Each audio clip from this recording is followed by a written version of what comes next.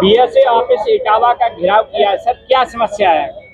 आज पूरे प्रदेश में जिन बच्चों में जिन स्कूलों में बच्चे कम हैं उन स्कूलों का मर्जर करके सरकार किसानों के, गरीबों के, दलितों के, पिछड़ों के उन बच्चों को शिक्षा से वंचित करना चाहती है जिनके पास ना पैसा है ना रोटी है। इसका हमारा जो संगठन विरोध कर रहा है। जब माननीय न्यायालय ने कहीं ना कहीं सरकार का पक्ष रखा है, इसे कैसे देखते हो आप?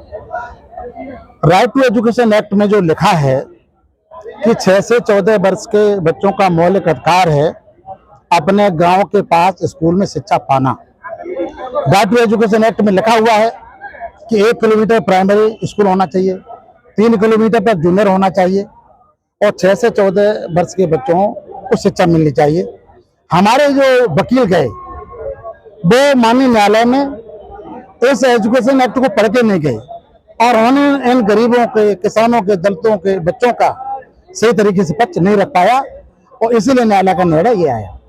सपा सुप्रीमो अखिलेश यादव जी ने कहा है कि अगर समाजवादी पार्टी सत्ता में आई तो ये जो मतलब मर्जी व्यवस्था है ये खत्म कर देंगे, कैसे देखते हो? माननीय अखिलेश जी के बयान की मैं बहुत बहुत प्रशंसा करता हूँ क्योंकि माननीय नेताजी शिक्षा से जुड़े रहे और वो उनके बेटे हैं।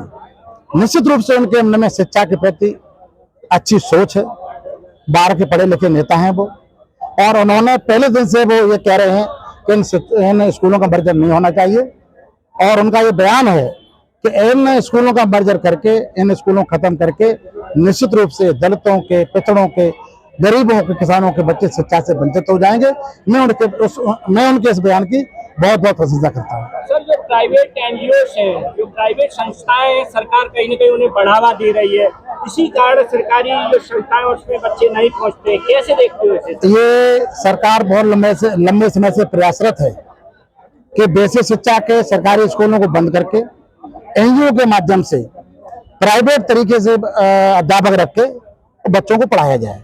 ये सरकार जो एक मानक रखा गया है उम्र का बच्चों का जी 6 वर्ष वाला, क्या ये एक समस्या है कि जो संख्या कम है?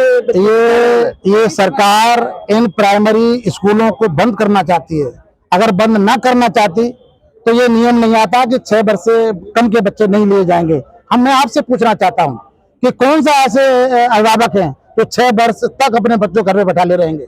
मेरे संगठन की मांग है कि जो प्री क्लास है वो हमारे स्कूलों में दिए जाएं, शिक्षक दिए जाएं, तब ये स्कूल चलेंगे। लेकिन नहीं, ये सरकार 6 वर्ष से कम बच्चों का एडमिशन ना देके बेसिक स्कूलों में इन स्कूलों को बंद करना चाहते हैं। सवाल तो ये है कि 22 बच्चों से कम अगर होगा तो वो स्कूल मर्ज कर दिया जाएगा, लेकिन जो सरकार है प्राइवेट एनजीओ जो संस्थाएं उन्हें बढ़ावा दे रही है, सरकारी स्कूलों में बच्चे कैसे पहुंचेंगे? देखिए, सरकार का ये दोहरी नीति है। सरकार की एक उपक्रम है कि हर गांव में उन्होंने प्राइवेट स्कूलों को मान्यता दी थी। एक कमरे में प्राइवेट सेक्टर के स्कूल चल रहे हैं। सरकार खुद चाहती है प्राइवेट सेक्टर को बढ़ावा देना और सरकारी स्कूलों को बंद करना। इसी का ये क्रम है कि इसको बंद किया। अगर सरकारी विद्यालयों में प्री प्राइमरी अगर क्लास चालू कर दिया जाए, संख्या बढ़ सकती है? बहुत ज्यादा।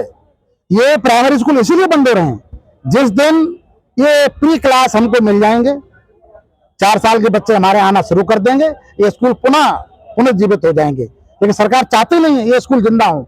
सरकार तो स्कूल को बंद करना चाहती है। 3 साल से 4 साल से ऊपर के बच्चे जो हैं 6 साल तक आपके यहाँ जाएंगे, 2 साल अगर प्राइवेट विद्यालय में पढ़ते तो दोबारा तो लौट नहीं। देखिए, अगर 6 साल के बच्चे हम पढ़ाएंगे तो 6 साल तक बढ़ा लेगा कौन?